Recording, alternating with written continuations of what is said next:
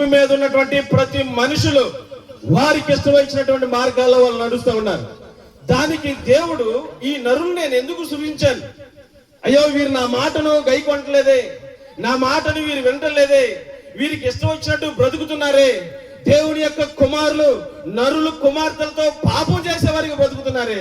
దేవుడు మనల్ని తయారు చేసినందుకు, దేవుడు మనల్ని సృజించినందుకు, దేవుడు నొచ్చుకున్నట్టుగా, దేవుడు బాధపడినట్లుగా, హృదయంలో వేదన చెందినట్టుగా దేవుని వాక్యంలో రాయబడింది.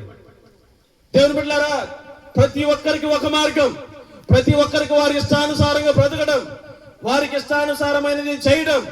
ఎట్లా ఉన్నాయంటే నోవాహు దినాల్లో తినటానికి తిండికి కొదువు లేదు, ఉండటానికి కొదువు లేదు, తాగటానికి కొదువు లేదు, వారికి ఇష్టం వచ్చినట్టు బ్రతుకుతున్నారని దేవుని వాక్యంలో రాయబడింది.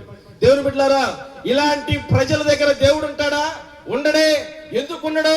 ఆయన పరిశుద్ధుడు, ఆయన పరిశుద్ధుడు. నిత్యము దూతల చేత కొనియాడబడుతూ పరిశుద్ధుడు పరిశుద్ధుడు పరిశుద్ధుడని కొనియాడబడుతున్నటువంటి దేవత దేవుడు పాపుల దగ్గర ఉంటాడా? ఉండడు. ఎందుకయ్యా పాపులం అంటే దేవుని వాక్యం సెలవిస్తా ఉంది, అందరూ పాపం చేసి దేవుడు అనుగ్రహించే మహిమను పొందలేకపోతున్నారు.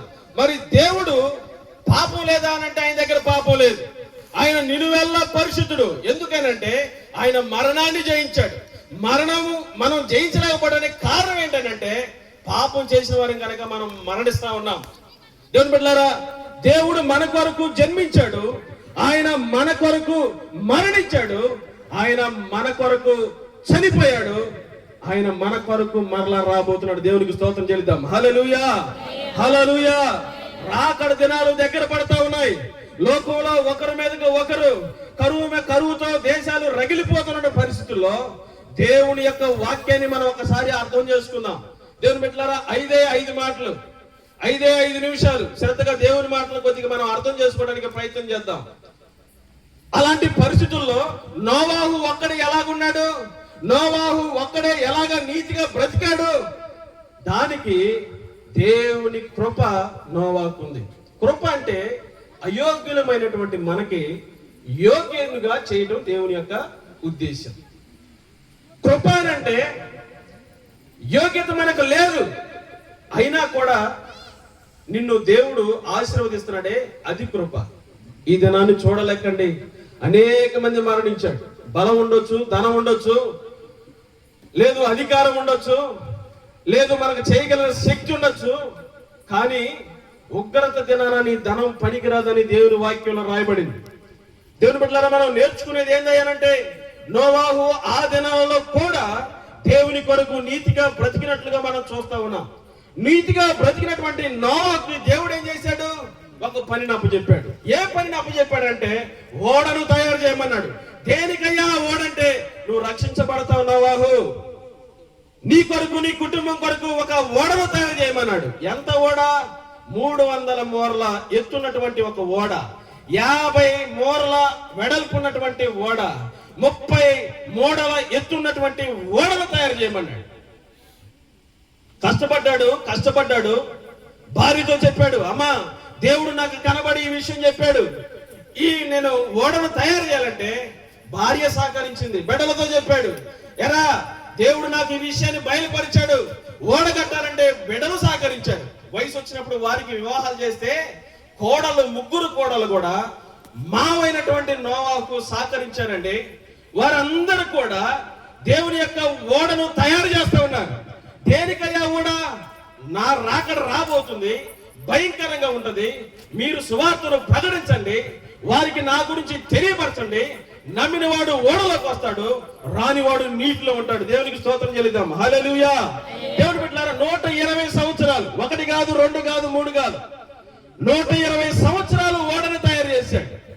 నోవాహు ఓడ తయారు చేస్తా ఉంటే అప్పటి వరకు వారికి వర్షం తెలియదండి. ఆకాశం నుంచి కురిసేటువంటి మంచు ద్వారా పంటలు పండుతాయి, విస్తారమైన పంటలు పండుతాయి. వారికి వర్షం అంటే తెలియదు. వాన కురుస్తుందని దేవుడు నాకు అది చెప్పాడని నేను ఓడను తయారు చేస్తానని చెప్తే జనం ఎవరు కూడా వెళ్ళా. ఎన్ని సంవత్సరాలు వెళ్ళా? 120 సంవత్సరాలు వెళ్ళా.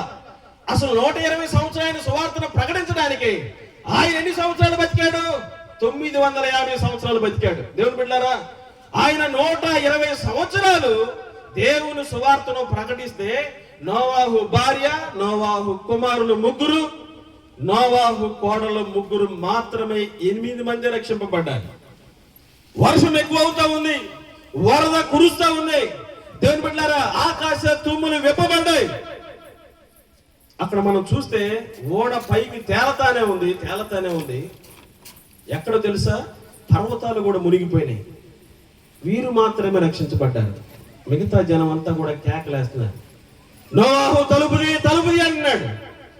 అయ్యా, నేను భూమి మీద ఉన్నప్పుడు మీకు చెప్పాను కదా, 120 సంవత్సరాలు నేను సువార్తను ప్రకటించాను కదా, ఒక్కడు కూడా నా మాట వినలా. ఎందుకు వెళ్ళలేదు? వాళ్ళు వారికి ఇష్టం వచ్చినట్టు బ్రతికారు. దేవుని బిడ్డలారా, నీకు ఇష్టం వచ్చినట్టుగా నీకు బ్రతికితే నీ కుటుంబం పాడైపోయింది. స్త్రీలు నీకు ఇష్టం వచ్చినట్టుగా బ్రతికితే కుటుంబం పాడైపోయింది. పురుషులు మీకు ఇష్టం వచ్చినట్టుగా బ్రతికితే కుటుంబం పాడైపోతుంది. దేవుని బిడ్డలారా, నీతిగా బ్రతికినటువంటి నోవాహు తన 3 కొడుకుల్ని 3 కూతుర్ని రక్షించుకోగలిగాడు, ఓడలోనికి రాగలిగాడు. ఈ రోజు ఒక ప్రశ్న, మనం ఓడలో ఉండేవారిగా బ్రతుకుతున్నామా, నీటిలో ఉండేవారిగా బ్రతుకుతున్నామా?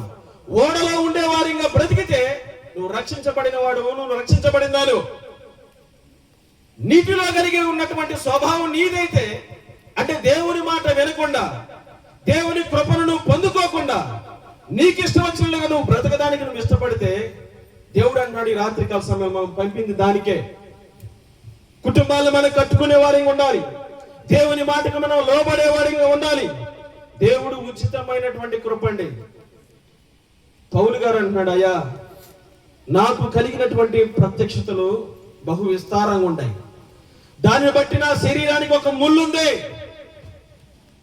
దాన్ని నేను కాపాడుకోవడం కోసం నా శరీరాన్ని నేను నలగొట్టుకుంటున్నాను. దేవా, 3 మార్లు దేవునికి ప్రార్థన చేశాడు. దేవుడు ఏమంటున్నాడు తెలుసా?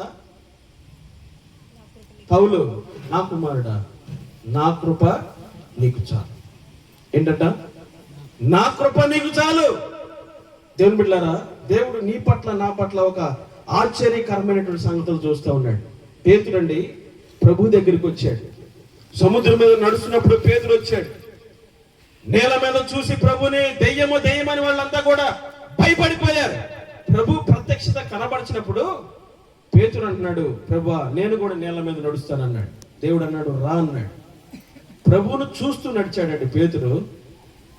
గాలి వచ్చింది, తుఫాన్ వచ్చింది, పేతురు భయపడిపోయాడు.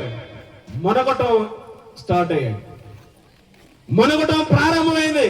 పేతురు ఎవరు? గలిలయ సముద్రంలో చేపలు పట్టేటువంటి వ్యక్తి. అది చేపలు పట్టే వ్యక్తికి ఈత రాకుండా ఉంటుందా?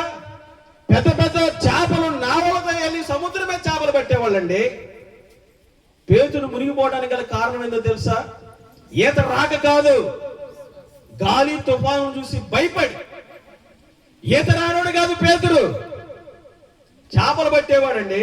ఈత రాకుండా చేపలు పడడం అసంభవం. అలాంటి పేతురు మునిగిపోవడానికి గల కారణం ఏంటంటే భయపడిపోయాడు. నువ్వు భయపడాల్సిన పని లేదు, దిగులు పడాల్సిన పని లేదు. పేతురుతో దేవుడు లేవనెత్తాడు.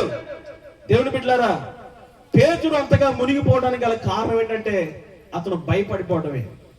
తన భయం, చాలా మందికి భయం, పాపం అనే భయం, అపరాధాలు చేసినటువంటి భయం, లేదు భక్తిహీనతను బట్టి భయం, దేవుని సన్నిధికి వెళ్ళాలంటే భయం, ప్రార్థన చేయాలంటే భయం, దేవుని సన్నిధిలో ఉండాలంటే సిగ్గు, బైబిల్ పట్టుకోవాలంటే సిగ్గు. నా జనులు సిగ్గుపడరని దేవుని వాక్యంలో రాబడింది. దేవుని బిడ్డలారా, నా మాటలు నేను ముగిస్తూ ఉన్నాను. సేవకులు మాట్లాడాలి కనుక నా మాటలు నేను ముగిస్తూ ఉన్నాను. మనం నేర్చుకున్నాం ఏంటంటే, ఆయన కృప ఎంతటి వారినైనా ఆయన కుమారులుగా చేయగలుగుతుంది. మనం 99 నీతి కార్యాలు చేసి మన జీవితాన్ని తీర్చిదిద్దుకున్నా, ఒక్క తప్పు చేస్తే ఆ 99 చేసినటువంటి నీతి కార్యాలన్నీ కూడా పోతాయి. అలాంటి తప్పిదంగానే మన జీవితంలో మనం చేయటానికి ఇష్టపడకూడదు. కనుక దేవుని సువార్త వాక్యం లేనప్పుడు నోవాహు నీతిగా బతికాడు. నీతిగా మనం బ్రతికితే నోవాహు కుమారులు కోడళ్ళు ఏ విధంగా అయితే రక్షించబడ్డారో, ఈ రాత్రికాల సమయంలో నీవైనా నేనైనా మనం అందరం కూడా ఆయన మాటని వింటే, ఆయన ఆజ్ఞకు లోబడితే ఆయన దీవెనలను కుమ్మరించే దేవుడు. దేవుని బిడ్డలారా, మనం బలహీనమైనప్పుడు ఆయన కృపను మనం ఆధారం చేసుకోవాలి.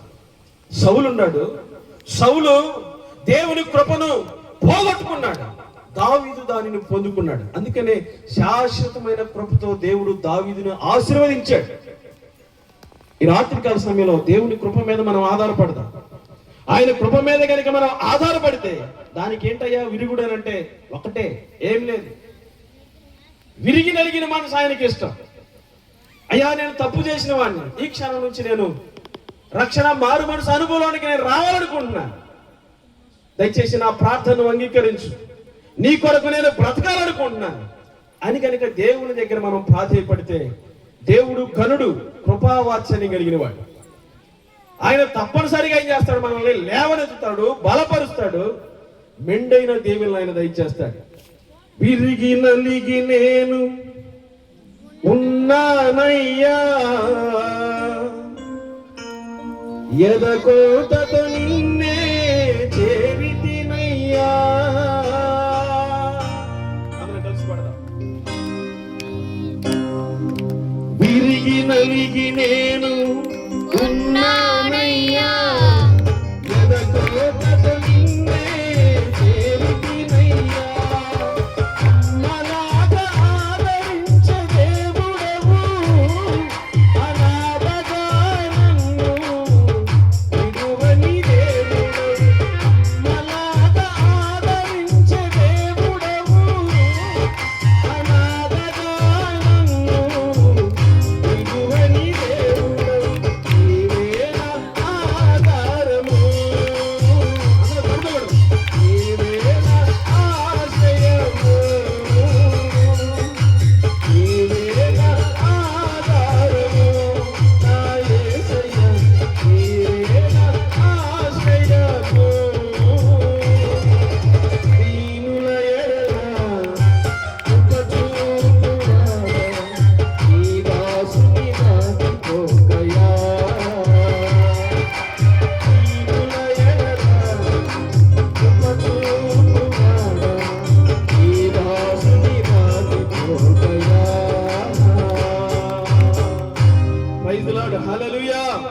రెండు చేతుల పైకి ఎత్తండి, రెండు చేతుల పైకి చెప్పండి, హల్లెలూయా, హల్లెలూయా.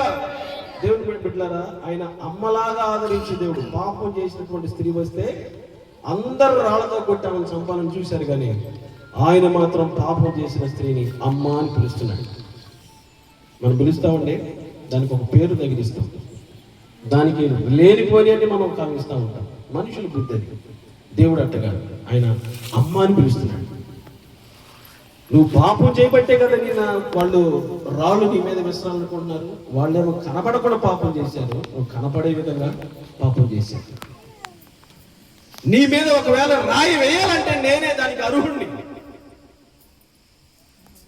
ఎందుకంటే నేను పరిశుద్ధుడు. నేను నిన్ను రాయితో నేను పట్టను, కానీ ఇక్కడ నుండి నువ్వు పాపం చేయకుండా బ్రతుకు అమ్మ అని పిలిచాడు. దేవుని బిడ్డలారా, పాపం చేసిన స్త్రీకి దొరికిందే అది కృప. పాపం చేసినటువంటి స్త్రీని దేవుడు క్షమించాడే అది కృప. అందరూ కూడా వారికి ఇష్టమైన మార్గాలలో వారు నడుస్తూ ఉంటే దేవుడు నీతిగా బ్రతికినటువంటి నోవాహును ఒక్కడిని ఏర్పాటు చేసుకున్నాడు. చూసారా, కుటుంబం మొత్తం కూడా రక్షింపబడింది. నువ్వు ఏ మార్గం, పురాతనమైన మార్గం, మనం గడిచినటువంటి దినాలలో నీ మార్గం నా మార్గం చండాలం. దేవుడు తన రక్తాన్ని కార్చి, పవిత్రమైన రక్తం ద్వారా నిన్ను నన్ను మనల్ని కూడా ఆయన పవిత్రులుగా చేశాడు, విమోచించాడు. ఆ విమోచన పెట్టుకొని ఆ కృప మీద మనం ఆధారపడితే దేవుడు నీ కుటుంబాన్ని, నా కుటుంబాన్ని, మనందరి కుటుంబాలని దీవించే దేవుడని తెలియపరుస్తూ నా మాటలను ముగిస్తూ ఉన్నాను. ఈ మాటలు మన ఆత్మీయమే నిమిత్తమై దేవుడు దీవించును గాక. దేవునికి స్తోత్రం చెల్లిద్దాం. హల్లెలూయా, హల్లెలూయా, హల్లెలూయా. అందరికి వందనాలు. అయ్య గారికి సమయాన్ని అప్పగిస్తాం.